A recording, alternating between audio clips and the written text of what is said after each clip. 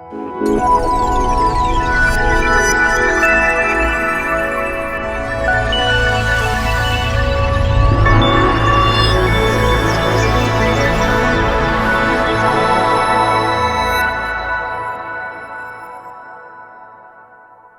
you very much, Kate. It was really first a huge pleasure for me to be here.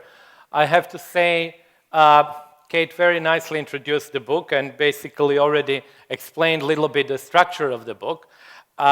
It is my first larger presentation in the UK. As you might know, the book was published only about a month ago in the United States, and luckily, I am sort of now between the US and the United States, so I'm actually able, I hope, to present the book in both places.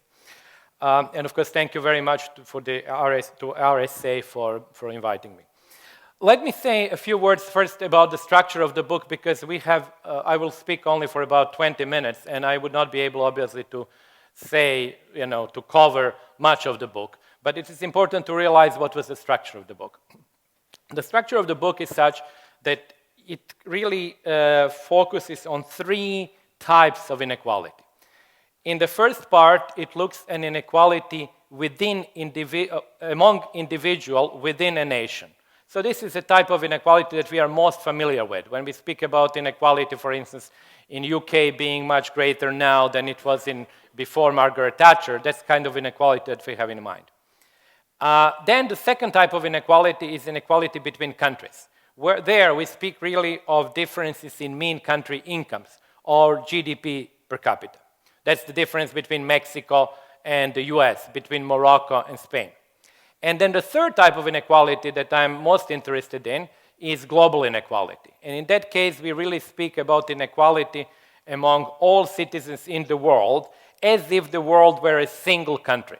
So basically, that global inequality, to some extent, is the extension of that within national, but in reality, it combines both of them, within national and between country inequality.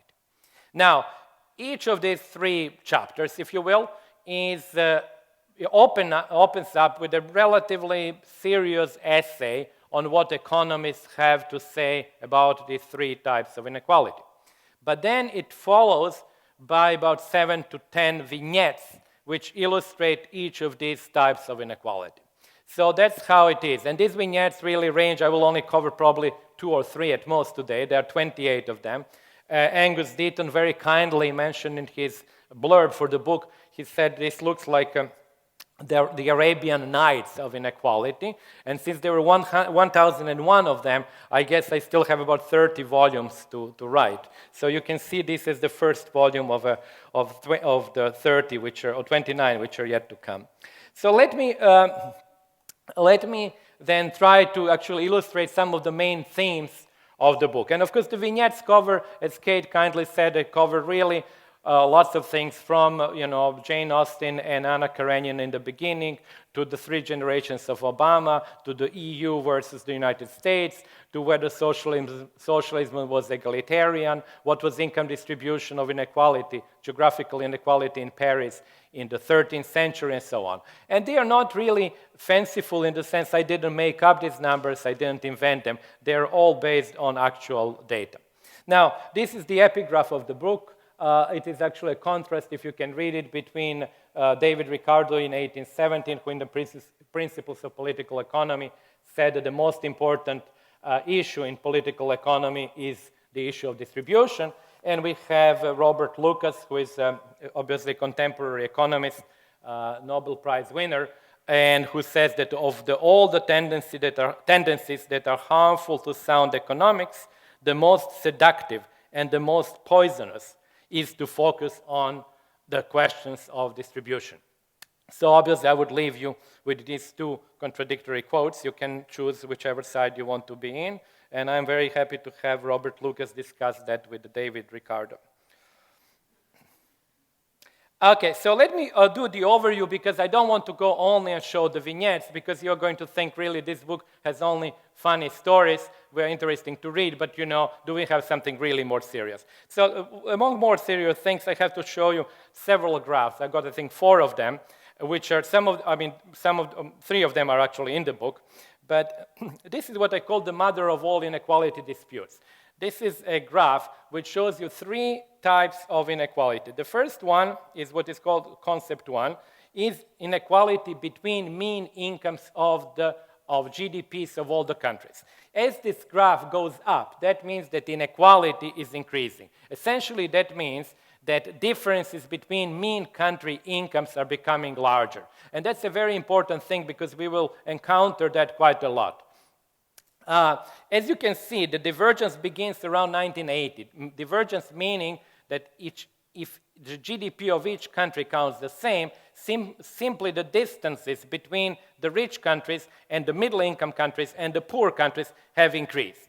And by 2000, which is very interesting, the divergence ends. And now we have a small sort of re-beginning of the process of convergence. But as you can see, the inequality level is much higher still than it was in the 1960s or the 1950s. That goes from 1950 to 2009. Actually, it's really quite updated, as you can see. Now, this is the concept two inequality. This is very important because it's still GDP per capita of all countries in the world, but now it's population weighted. Now, when it becomes population weighted, it's going to be dominated, obviously, by what happens to China and India. And this is why you see this really rapid decline in inequality in the last 15 or 20 years, driven at first entirely by China. So until about 5 years ago, if you were to take China out, you would not have seen this decline at all. And more recently, it's driven also by India. So now we have these two large engines of global income equalization. So there are really these two engines that push global inequality down.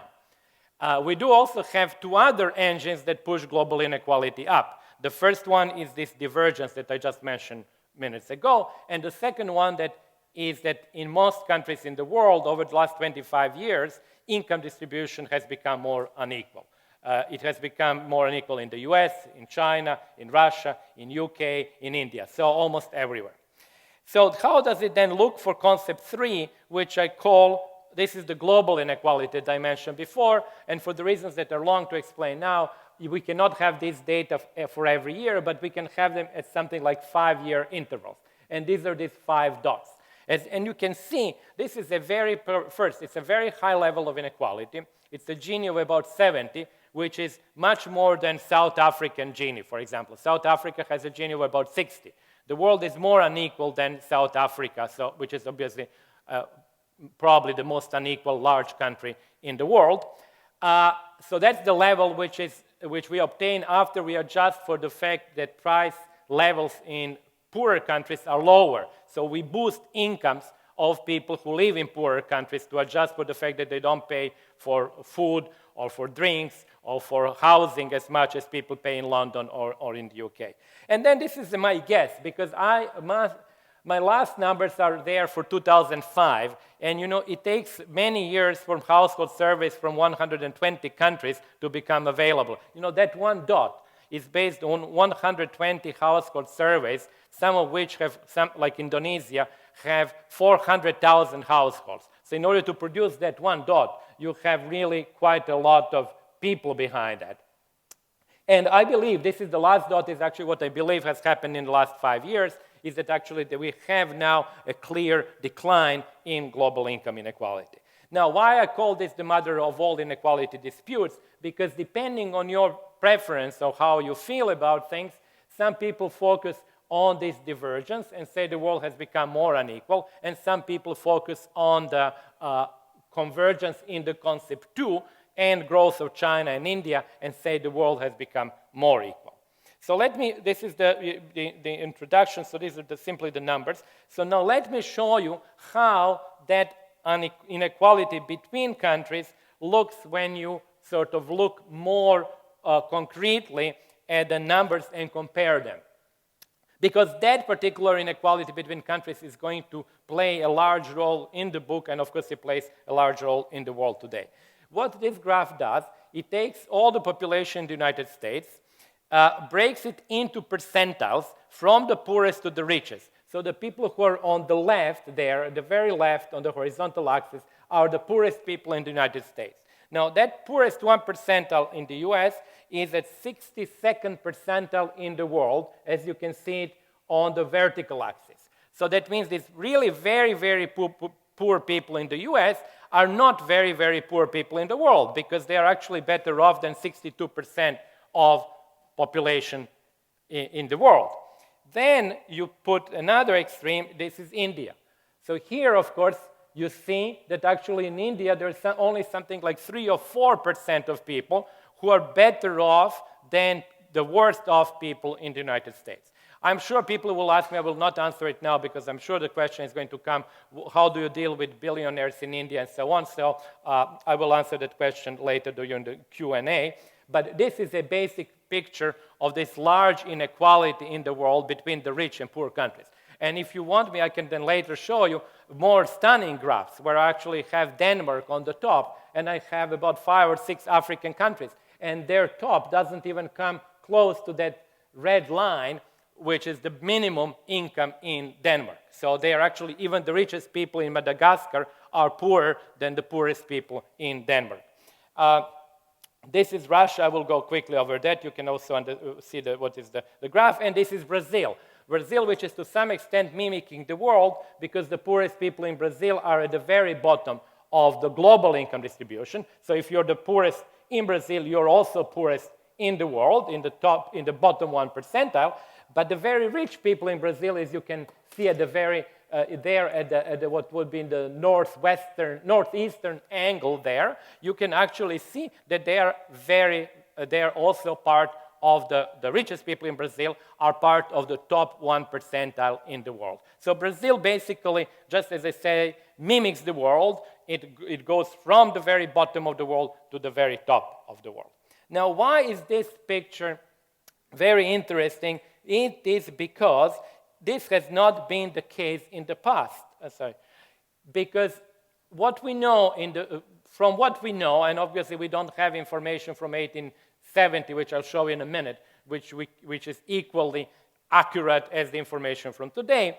But we know that in the past, and I think if there is one graph that you really would need to take with you after today's presentation, I think it's this one, is the remarkable change in the cause of global inequality which has occurred over the last century and a half.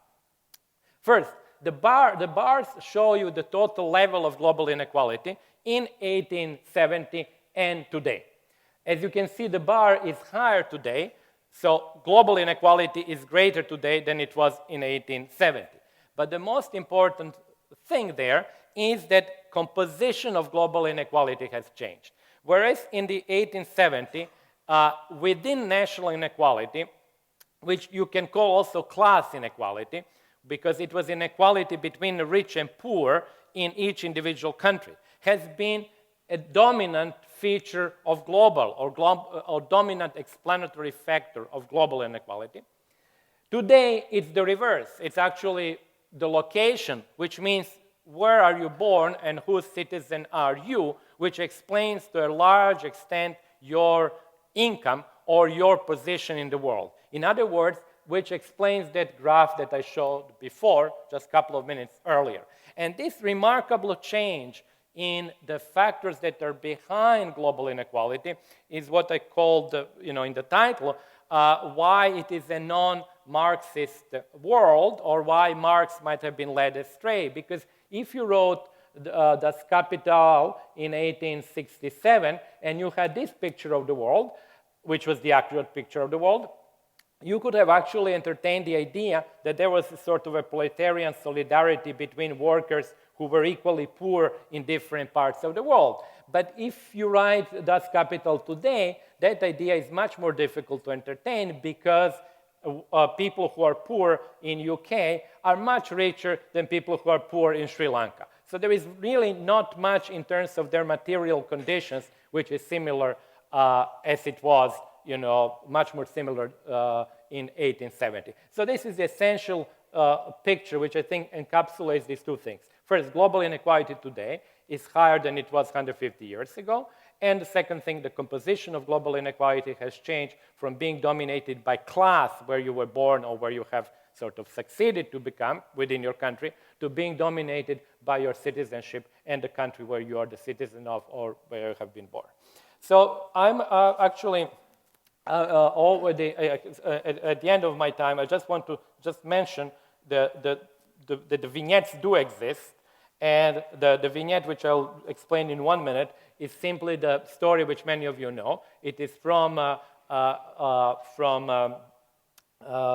Jane Austen's Pride and Prejudice, and the story illustrates not only which I'll explain in a minute, the options that are present in front of Elizabeth Bennet, but illustrates that the fact that I mentioned also before is that between 1810, when the story takes place, and today, despite the increase in inequality over the last 15 years, we actually had an overall shrinking of inequality in the UK. So here in the story, as you can read it, I'm not going to repeat that, you actually open up the story with Elizabeth Bennet and the income, which is a very comfortable family that we can locate according to social tables from 1801 in the top 1% of British, or actually rather English income distribution.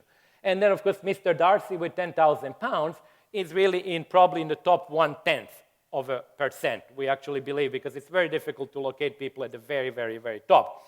But if Elizabeth were to remain alone, and the estate, as you might remember from the book, were to be entailed to Reverend Collins, she would actually go down to £50. So the gain from that particular, if this marriage, I'm not going to reveal whether the marriage would take place or not, but if were it to take place, the gain from this marriage would be 100 to 1, between £50 that she would have single and £5,000 that she would equally share with Mr. Darcy. And if you do the same kind of calculation today, these are the numbers, you actually would have had something like £400,000 of disposable income per capita in 2004, or you could actually fall to the median income, which is about £11,000 per capita disposable. That's after taxes have been paid. But as you see, the gains are now, gains in favor of marriage are only 17 to 1, rather than having been 100 to 1.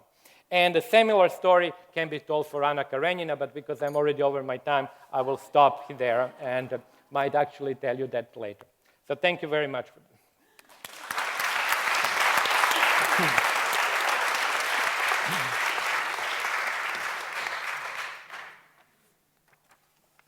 Branko, a lot of your vignettes are really fascinating, and I think I would like to have you on my team in a pub quiz, because they really do range very widely. But in many ways, although in some sense it's a light-hearted book on the surface, it's very serious in its content. And a vignette that really interested me was about who benefits from redistribution. And you show that really the middle classes do not, whereas the poor, as we would hope, do benefit from redistribution in society. And in effect, the middle classes are voting in governments and policies that are not necessarily in their current interests. And you suggest that sort of a classical economic view of that would be that they are ensuring the possibility that they might become poor, although very few of them will. And you say perhaps also they're being ideological or have principles or ideas of social justice that they wish to perpetuate. But I wonder how much actually the current levels of inequality we see, the governments we vote in and the policies they put in place, are because most of us don't know the level of inequality in our societies. They don't know many of the facts that you're showing us today. Is your book an attempt to educate beyond the world of economics and make the dismal science a little more entertaining? I think it's very well taken. Actually, I really appreciate we did not coordinate that before, but I do believe, and I wanted to say that the vignettes, I think, are really a fun read, but it's not only that the vignettes have no message. Actually, they have a very important message, as I, for instance, illustrated in this case, or as Kate mentions with the case of fiscal redistribution. And not only a message, but actually even I think when you read them, you realize that it is not simply an interesting story. There is much more to it than a story. So the question that Kate asked me, it's an interesting vignette which is still a puzzle. It's a puzzle to me, and it's a puzzle to many other people who have worked with this data. The idea is the following. In economics, you have something which is called the median voter theorem, which says that it is really the decision on taxation is made essentially by depending on where you're in income distribution. If you're poor, you might prefer to have high taxation because you receive government benefits and you pay little in taxes. If you're rich, the opposite holds. So really the median voter is the one who decides which side he would want to go, with the rich or with the poor. Now, the implication of that is that in more unequal societies, the median voter, which means the person who is in the middle of income distribution, would be relatively poor, so he's more likely to side with the poor, and that means that actually the tax rates then in more unequal societies would be higher. The problem is that actually we do find, when you look at the very detailed data, which we have not had until probably about 10 or 10 years ago, we do find that more unequal societies, by market income, which means before tax and transfer incomes happen, that more unequal societies, that actually a society, as it becomes more unequal, redistributes more. But we cannot find that the main beneficiaries of that redistribution are the middle classes. In other words, the main beneficiaries whose share increases are generally the poor, and the share of the middle class remains unchanged.